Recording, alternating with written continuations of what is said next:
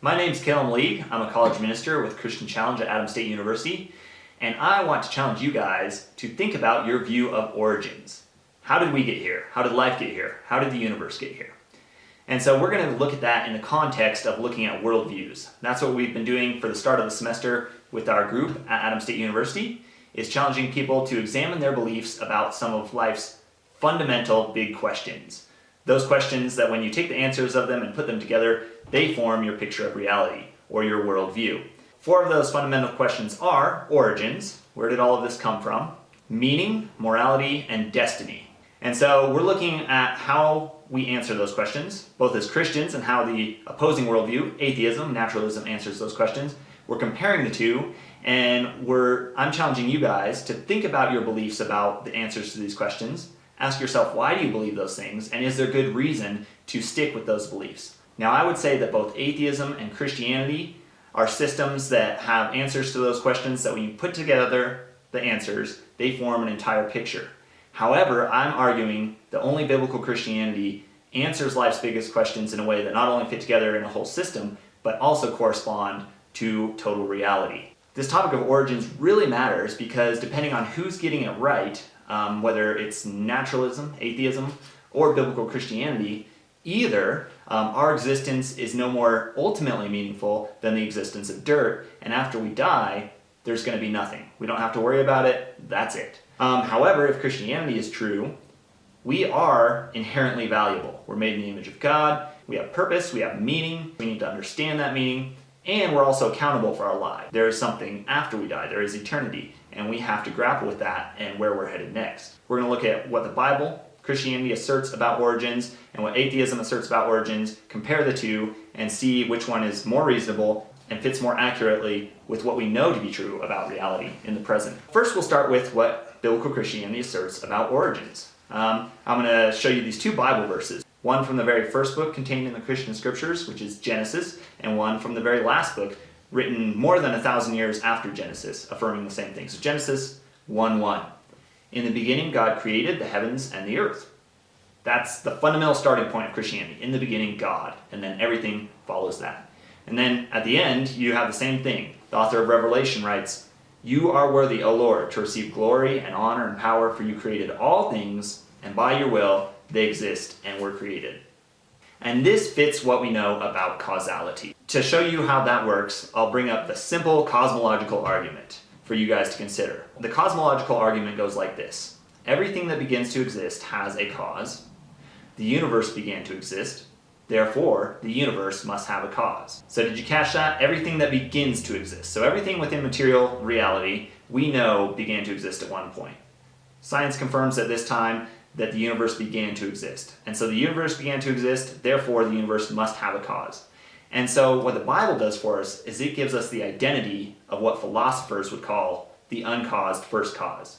It gives us the identity of that cause as God, an immaterial, transcendent, all-powerful, intelligent being known as God. And so I want you guys to think about, as we dive into this topic, what might make it hard to accept Genesis 1:1 as an accurate account of origins? What might make it difficult for you to believe that God did bring everything into existence, that God even exists? Also, what are some of the arguments against the view that God created everything? And before we get into more of some of the things that I think really prove that naturalism is not a viable worldview, I just want to remind you to consider the miracle of our own existence. The very fact of our existence should cause us to worship our Creator. Like the fact that we have consciousness, the fact that we have emotion, the fact that we see all the beauty and complexity around us, that screams out that something besides ourselves brought all this into existence, and that should cause us to worship our Creator. Now, I would say that the existence of God is self-evident, but we're conditioned to deny this fact. And so there's a philosophy of denial that is popular now, which is called naturalism. So naturalism is the philosophical belief that everything arises from natural properties and causes, and supernatural or spiritual explanations are excluded or discounted. A little later on in this video, I'm going to show you how that can be shown to not be true whatsoever. Not everything arises from natural properties or causes. But that's the underlying belief that we're encouraged to make our core belief if we want to stay in step with science. Atheists Even atheists would acknowledge that everything looks created, but then they go on to write entire books on why we should not trust our impulse to attribute something looking created to it actually being created or designed.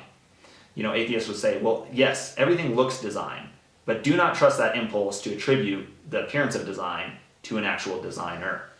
So I'd say what atheists are doing is denying the obvious when they tell you, look past the obvious appearance of design and tell yourself that none of this was designed.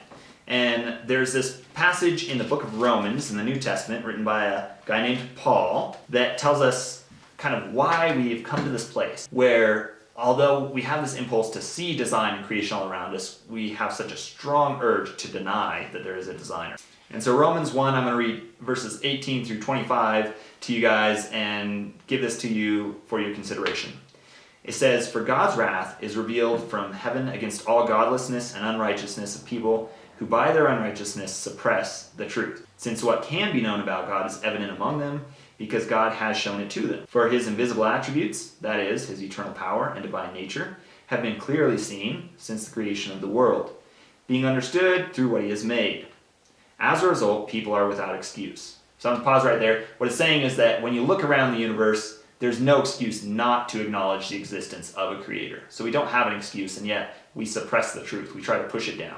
Verse 21. "For though they knew God, they did not glorify him as God or show gratitude. Instead, their thinking became worthless and their senseless hearts were darkened. Claiming to be wise, they became fools and exchanged the glory of the immortal God for images resembling mortal man, birds, four-footed animals, and reptiles. Therefore God delivered them over in the desires of their hearts to sexual impurity, so that their bodies were degraded among themselves. They exchanged the truth of God for a lie and worshipped and served what has been created instead of the Creator, who is praised forevermore." And so we definitely see that play out.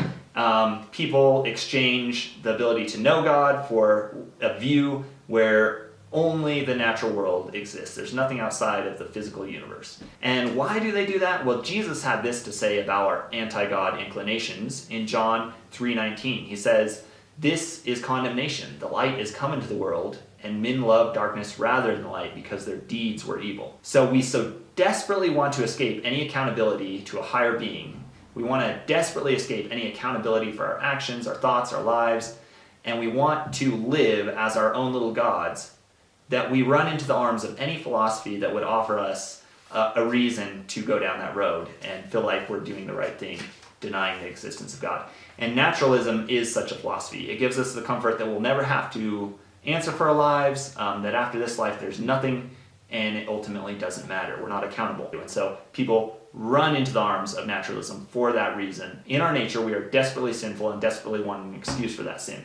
So Darwinian evolution, if it gives an excuse not to acknowledge the existence of a creator, is going to always have mass appeal, no matter how many holes we poke in that theory. But let's look at some of those holes as we move on. First, though, our culture is saturated in the falsehood that science disproves the existence of God. Is that really rational to believe that, though? And I would say not whatsoever. Because here's the reason.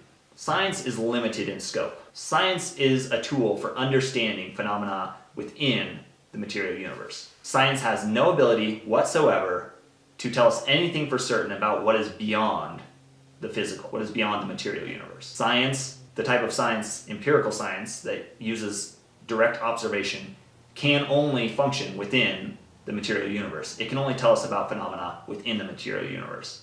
And the God of Christianity, the God that created and exists beyond the boundaries of the natural phenomena that he made, is by definition something that cannot be proved or disproved by science. So he exists in a whole nother dimension that science has no ability to look into and say that does not exist or that does exist. An illustration would be like trying to use binoculars, which are optics.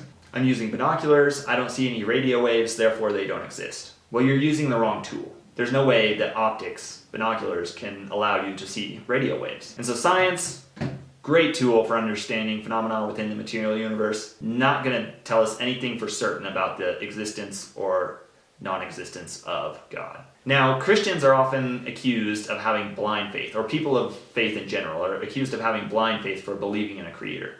But I would argue that the people that hold to naturalism are the ones that have blind faith. Naturalism, as we define it, there's nothing outside the material universe. they're the ones that have blind faith in assumptions that actually contradict the science that we know to be true. And so there's no scientific reason whatsoever to believe that nothing can create something. There's no scientific reason to believe that life can spontaneously arise. There's no scientific reason to believe that functional information just appears on its own. However, if you are committed to denying the existence of God, you need those things to be true for your worldview to function. As we look at this question of origins, I want to encourage you guys to be very careful in always looking for the difference between data and interpretation. So data is what science can actually give us as far as what it can gather, looking at facts, presenting facts, and when you put those facts together and try to understand what they mean, that's your interpretation. And so it's important to distinguish between facts, what we can actually see, and how we interpret those facts. It's also really important to distinguish between empirical and historical science. Now, in a broad sense, scientists wouldn't say there's a difference, but not all science is equal in the methodology it's using to understand, to gather data, or to interpret data. So when it comes to the study of origins, we cannot use direct observation. So there are a lot of assumptions that have to be made to then come up with a conclusion about origins. And our conclusions about origins are always based on previous assumptions. They're not based on direct observation. And so, especially as you guys are furthering your education, always look for the difference between data and interpretation, because in the current state of academia, the data is always going to be presented, almost always, with the naturalistic interpretation as if the two are inseparable, and that's simply not the case. The two are separable. You can look at the facts and not come to a naturalistic conclusion. And I would argue that you should not come to a naturalistic conclusion, because as I'm going to demonstrate in a minute, naturalism is not true. It can be shown to be false. So also look for the underlying bias when you're looking at conclusions about origins and things like that. And if naturalism is the bias that's driving the conclusion, then you should ask yourself, is there a different conclusion that I can bring together from the facts that doesn't rely on naturalism? Because naturalism is false. And why do I say it's false? Well, naturalism denies the existence of immaterial reality. Immaterial reality, in my view, is provable. As far as we can know things, as certain as we can be about anything, we can be certain that immaterial reality exists, and here's why. The laws of logic that science relies on are immaterial, eternal, transcendent, and timeless. So what am I talking about? The fundamental laws of thought that make rational thought even possible. The laws of logic. So the law of identity, the law of non-contradiction, and the law of excluded middle. We need those laws to make sense of science and have these conversations that we're having now. But those laws themselves, those laws of logic, those laws of thought, they are immaterial.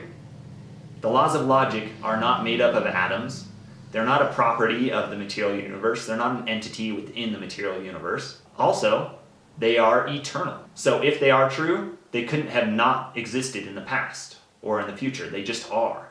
They're transcendent. So that means they are true regardless of our ability to perceive them or understand them. Even if we didn't exist to discover them, they would be necessarily true. And they're timeless. They couldn't have been different in the past and then change in the future. If logic is accurate, it's timeless. And so what's ironic here is that atheists, people that believe there's nothing outside the material universe, the naturalistic atheist, would have to trust in and make use of immaterial reality, the laws of logic, to argue against the existence of immaterial reality. So that right there should cause any thinking person to stop, assess their view, abandon naturalism, walk away from it, and start to seriously reconsider their anti-God bias if they have one. Because there's no reason to hold on to naturalism when we can understand for certain that immaterial realities do exist. Now, what's really interesting about this immaterial reality with logic, it's transcendent, eternal, timeless, unchanging, all of these things that are attributes of the God of the Bible. I'm not saying that logic is God, but logic affirms the existence of the reality that God fills, and it shows us just a couple of God's attributes. And it shows us that those things actually can exist, despite the inability of science to look at those things and experiment with them and observe them. They're a necessary foundation for a rational thought to even understand science. Now, there's many other lines of additional evidence that are worth looking at as we think about origins, and we think about, is it rational to believe in the existence of an all-powerful being that created everything? Well, some of these lines of evidence I just want to bring up really briefly in hopes that if you're the inquisitive type, you'll chase these things down, and you'll chase down these leads and grow in your understanding of creation. And so one of them is the fine-tuning of the universe. Scientists have come to the conclusion that so many of the constants in the universe are so extraordinarily fine-tuned to allow life to exist that it's basically everything's balanced on a razor's edge. They don't have to be this way, but things are that way in the state of the universe, and if they were off by just the tiniest amount, life could not even exist.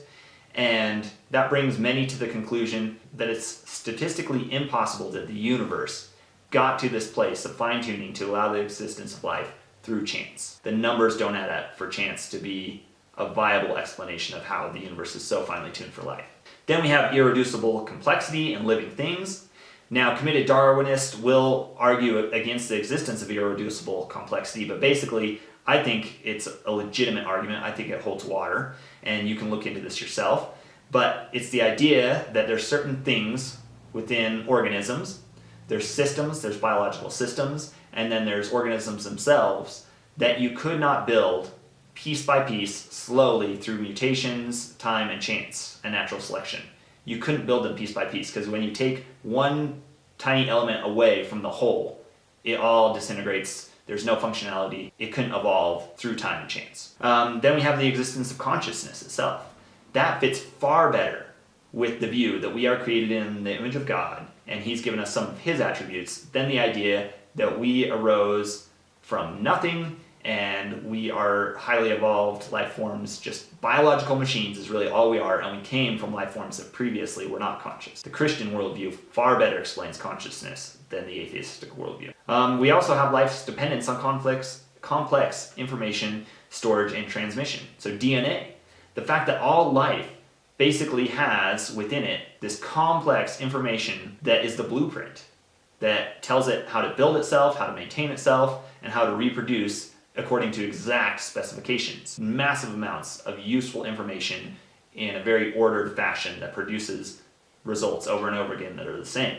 When it comes to Darwinian evolution, the idea that we came from non-life and then simple life evolved into more complex life, Darwinian evolution would need to account for the existence of this information in the first place. How did it come from non-intelligence? And it would also need to account for the fact that every time you go from a simple creature or system to a far more complex creature or system, you need massive amounts of information added into the genome. And Darwinists would say, oh, well, mutation can do that and gene duplication can do that, but that does not come anywhere close to accounting for the massive amounts of information that need to be added into the genome to get the kind of creature that we are from something extremely simple, which in itself is incredibly complex. Like even a single cell is incredibly complex. So those are leads you guys can chase down if you're interested. I would also encourage you guys to think about what is your view on evolution, and is it something that you've thought through or just adopted from cultural influences? And I would say education is a cultural influence because most of them are based on the bias of naturalism. All this being said, creationists absolutely acknowledge that organisms adapt. We understand that. Organisms, we would say, have a built-in ability to sense and adapt to their environment. It's programmed into a creature's genome to be able to adapt and live well in its environment. Now, adaptation and natural selection are insufficient to create entirely new structures and systems and living things. So what does this mean for us? Well, for one, we're more than a coincidence. Biblical Christianity gives a basis for human value. And so the good news is that you do matter. If the Bible gets it right on origins, you do matter. You have inherent value. You're created in the image of God. You are loved by Him. He has a purpose for you. Genesis 1:27, so God created man in His own image. In the image of God, He created him, male and female, He created them. However, this has some huge implications that you might not like to think about. Because if it's true that we are designed by God for a purpose, then we also have to wrestle with the implications of that, the very implications that drive people into the arms of naturalism because they want to escape accountability. Because if God designed us for a purpose, then we have to answer to Him for our lives. And we have to abide by His moral standards and not just make up our own. Now, the Bible's clear that actually none of us can abide by God's perfect moral standards. We all fall short of that. We all break His moral law. We all do what the Bible calls sin. And this has us in trouble with our Creator. We're in trouble with God. And that's where the central truth of Christianity comes to the rescue, the gospel. The fact that no matter how hard we try, we're never going to measure up to a perfect moral standard that God gives us. God himself enters his creation as the man Jesus. He lives the perfect life that we could not live, and then he does that to exchange it for our sinful life, for our record. And he does that by dying on the cross, taking the death penalty for sin. So evil does get justice in a Christian worldview. All evil does. Either we pay it for it ourselves or Jesus pays for it on the cross. So he died for our sins. Not only that, but he rose 3 days later to prove that the message of the gospel is true. That if we repent, turn from our sin, and put our trust in God and Jesus instead of ourselves, that we will be restored to a right relationship with God and have eternal life with him after this life. So I got a couple scripture references on the bottom there. I encourage you guys to check those out. You can just throw it into Google and see what those scriptures say. And we will go into more depth on meaning, morality, and destiny in future installments, as well as the historicity of the resurrection and some of these other apologetics questions. But for now, just consider the miracle of your own existence and look around.